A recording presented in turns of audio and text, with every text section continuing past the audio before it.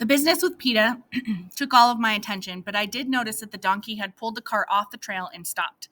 I was grateful for it until he took off again, speeding up ahead of me, bearing left, crossing a field full of daisies, and heading up a hill at a trot too fast for me to keep up.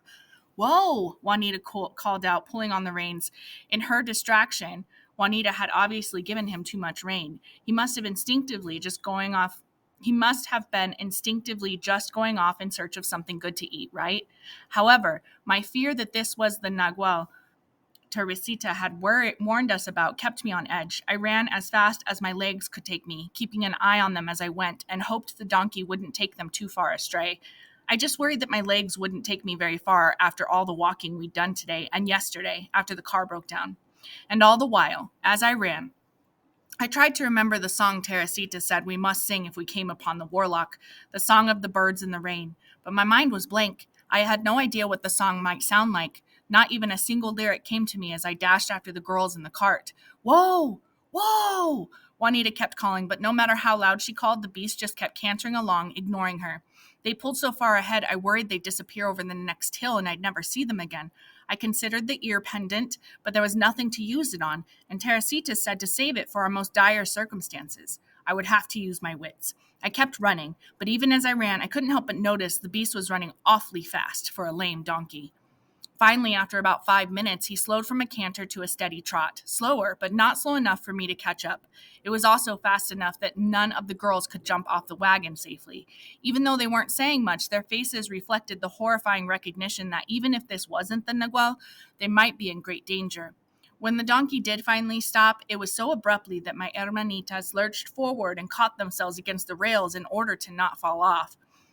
Holy guacamole, that was a close one, Velia said, jumping off the back of the wagon and walking around as if her legs were going to give out from under her. My legs felt the soggy fideo noodles, too, from all the walking and running.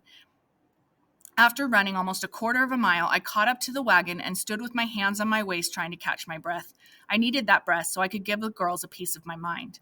Where are we? Juanita asked as she helped PETA off the edge of the old cart.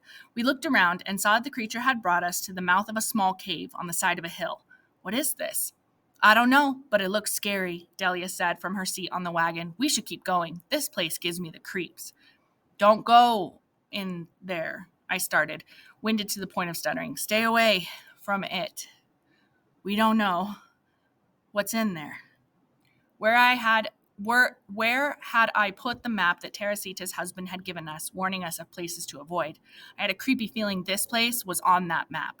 I searched in my pockets and found it, but before I could gather my thoughts, PETA interrupted us. Don't be silly, she said. Charito said it's a good cave, and we should rest here. Night's coming.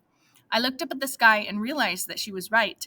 The sky was darkening, but the girls had been so content just letting the donkey pull them up the dirt path, and I'd been so distracted by having to keep up with them, that we hadn't even noticed dusk was upon us. A dark, foreboding feeling took hold of me then. I had failed to convince my sisters to stay away from the creature, and now we were being invited into his cave. I could feel it. Something terrible was about to happen. If only I could remember the song of the cave. But it was useless. I had no idea what it was. Don't be ridiculous, Velia said. I'm not sleeping in a cave. There's probably vampire bats in there. Velia's right, I said. We should get back to the dirt path and try to find the next mark on this map. Teresita's husband said the path led to an old abandoned barn. We could rest there. Listen to the child, a deep male voice said, and we all turned around to look at the animal, who turned around to look at us. I couldn't help but notice the bit was no longer in his mouth, and he was not hooked up to the wagon anymore.